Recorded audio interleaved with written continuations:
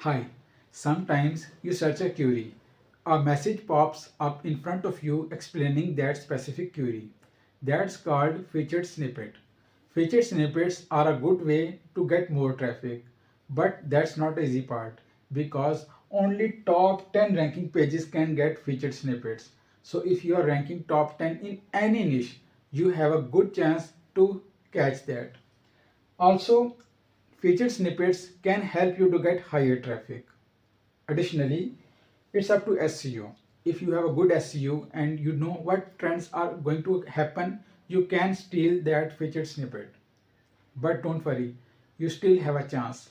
If you point out each and every question that people are asking or queries that have very less data available on the internet, you can make content on that and feature snippet can be yours.